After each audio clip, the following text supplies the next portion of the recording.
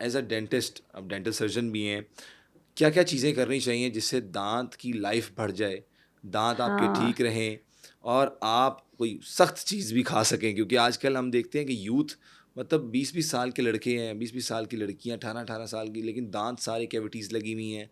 तो उसके ऊपर कुछ बताएं कि जो लोग फॉलो करें और दांत उनके जो हैं चमकते रहे मेरी तरह।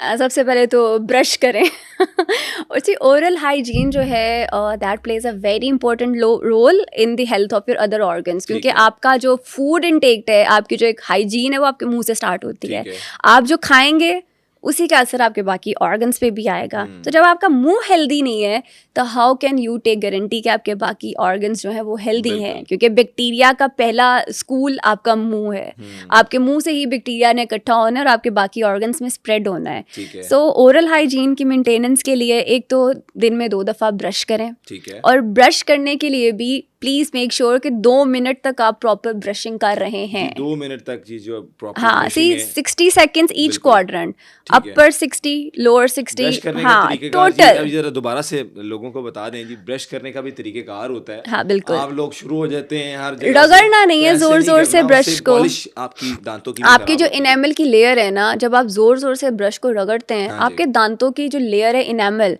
वो इरोड ऑफ हो जाती है। ठीक और है। जब वो इरोड होती है, पेशेंट को सेंसिटिविटी महसूस होती है। और हम्म। सेंसिटिविटी तो एक मेजर कंसर्न है हमारे पेशेंट्स का, कि मसूड़ों में ठंडा गर्म लग रहा है, हम्म। हवा लग रही है, आइसक्रीम नहीं खा सकते, चाय पिए तो वो भी लगती है। ठीक है। तो जब आप ब्रश ही हार्ड ब्रश यूज़ कर रहे हैं, which is not recommended, number 1 soft bristle brush use करें। ठीक है। नंबर 2 2 मिनट के लिए अपनी ब्रशिंग हैबिट को मेंटेन करें। ठीक है। And please do add dental floss and mouth wash in your routine.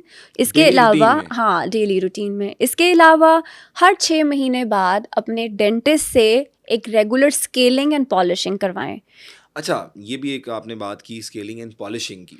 कई लोग कहते हैं कि दांत की लाइफ कम हो जाती है पॉलिशिंग से, और वो उसकी जो थिकनेस कह लें वो कम हो जाती है। तो इस पे आप क्या कहेंगी? ये कि तो लोग कहते हैं ना, एज अ डेंटिस्ट हम तो मैं कहेंगे कि आपने इसीलिए करवानी है। इसीलिए आप तो एज ए हाँ, डेंटिस्ट कहती हैं, लेकिन इससे कि वाकई कोई इफेक्ट तो नहीं नहीं, आता? Not at all. ये एक हमारे लिटरली माशरे में मिथ है, क्योंकि जब लोग हमारे पास आते हैं स्केलिंग के लिए, उनका यही कंसर्न होता है कि दांत कमज़ोर हो हाँ, जाएंगे। दांतों का भुर जाना जो होता है, उसकी क्या वजह होती है? मसला ये होता है कि जब पेशेंट हमारे पास क्लिनिक में आते हैं ना, अनफॉर्चुनेटली उस स्टेज में दांतों को इतना टाटर लग चुका होता है कि आपने समझ लें कि 4-6 साल जो है वो टाटर अपने मुंह में जमा करके रखा है, ठीक है।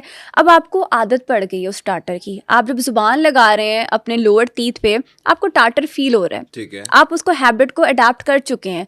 अब जब स्केलिंग से हम उस टाटर को जब रिमूव करते हैं, तो ऑब्वियसली उस टाटर ने जो आपके दांतों के बीच में खला पैदा की होती है वो वहाँ होती है, ठीक वहाँ है। रहती है। स्केलिंग से जब टाटर रिमूव होता है, लोगों को लगता है कि दांत भुर गए हैं, क्योंकि जुबान को एक डिफरेंट चेंज मिलता है, ठीक एक है। एनवायरनमेंट डिफरेंट मिलता है। और लोग कहते हैं कि हमारे दांतों में स्पेस आ गई है स्केलिंग के सही हो बाद। गया। वो स्केलिंग से स्पेस नहीं आई, वो जो आपने टाटर अपने मुंह में जमा करके रखा था, उस टाटर की वजह से वो स्पेस बन चुकी थी। ठीक है। इसकी वजह से क्या क्या डिजीजेस हो सकती हैं? टाटर की वजह से, टाटर की वजह से, और इसके अलावा भी अगर कोई लोग ब्रश नहीं करते, कोई लोग एग्जैक्टली। इसका ख्याल नहीं करते दांतों का प्रॉपरली, तो उनके लिए क्या क्या बीमारियां जो आपकी बॉडी के अंदर भी डेवलप हो सकती हैं, वो भी थोड़ा सी जरा रहनुमाई ठीक, एक तो करिएगा। हम ओरल कैविटी से बात करें तो आपकी कैविटीज़, जिसको आप कीड़ा लगना जी। कहते हैं, अगर आप वक्त पे उस कीड़े का इलाज नहीं करवाते ना, तो सबसे पहले तो वो दांत रूट लेकिन कनाल स्टेज में पाकिस्तान का चला तो जाता है। मसाइल है कि वो कीड़े का इलाज नहीं करवाते टाइम पे। बिल्कुल ऐसा ही है। वो उस टाइम पर आते हैं कि जब उनको डेंटिस्ट के पास एक बहुत पेनफुल एक्सपीरियंस होता है। और वो पेनफुल एक्सपीरियंस क्यों होता है? क्योंकि हम उस कीड़े का ना वेट करते रहते हैं कि अभी तो ये छोटा सा कीड़ा है, हमें दर्द नहीं कर रहा, इसको अभी चलाते हैं, चलाते हैं। दांत चल रहा है, इसको चलाएं। ठीक है। लेकिन अनफॉर्चुनेटली वो दांत का जो कीड़ा है वो इतना इन्फेक्शन कॉज कर देता है कि वो आपके पूरे दांत में पस, आपके मसूड़े में पस, और इवन आप अगर पस के बाद भी इलाज नहीं करवाते तो वो आपकी कैरोटिड आर्टरीज में या आपकी वो वीनस सिस्टम में, आपके डिफरेंट बॉडीज में भी जाके वो थ्रोम्बोसिस कर सकता है। Okay. So it's not that कि वेट करते रहें कि जब कुछ मसला होगा तो करवाएं, क्योंकि आधी से ज़्यादा आवाम हमारे पास क्लिनिक्स में तभी आती है जब दर्द हो। दर्द से पहले बहुत कम जर्नल लोग चेकअप हैं के जो लिए आते लोग हैं, नहीं आते। नहीं आते। तो तो डॉक्टर जर्नल से चेकअप तो रब्ता करें ज़रूरी जी, है। जर्नल चेकअप के लिए भी, और एस्थेटिक फिजिशियन भी हैं, कोई भी अगर आप कुछ करवाना चाहते हैं तो इनसे रब्ता करें। डॉक्टर साहिबा बड़ी करामत साबित होंगी। तो डॉक्टर साहिबा मुझे भी आखिर में मैं इस शो के इख्तिताम में, पॉडकास्ट के इख्तिताम में बताएं कि मेरी कोई ज़रूरत है कोई चीज़ करवाने की कि ठीक है बिल्कुल।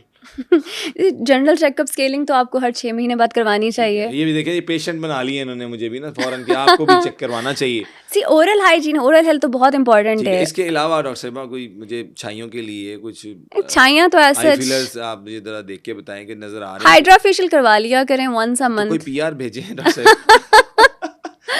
इन शॉर्ट मतलब ये पीआर मांगने के लिए समझ सवाल गए था। मैंने भी किस तरह से इन्हें जो है ना पकड़ा है। हमने डॉक्टर साहब हमें घेरी थी एज अ पेशेंट, तो हमने डॉक्टर साहब को नहीं, कह यू आर दिया। More than welcome any time, जब Thank भी you आप so आना much. चाहें। बल्कि डेंटल पॉइंट ऑफ व्यू से एक बात मैं बताती जी। जाऊं कि तमाम वो मरीज़ जो कि क्वैकरी सिस्टम में ट्रीटमेंट करवाते हैं या हर उस क्लिनिक में पहुंच जाते हैं, प्लीज़ मेक श्योर कि डेंटल काम आप जहाँ से भी करवा रहे हैं वहाँ क्रॉस इन्फेक्शन कंट्रोल, स्टरलाइजेशन का ख्याल रखा जाए, क्योंकि हेपेटाइटिस जी ज़्यादा डेंटल ट्रीटमेंट से फैलती है।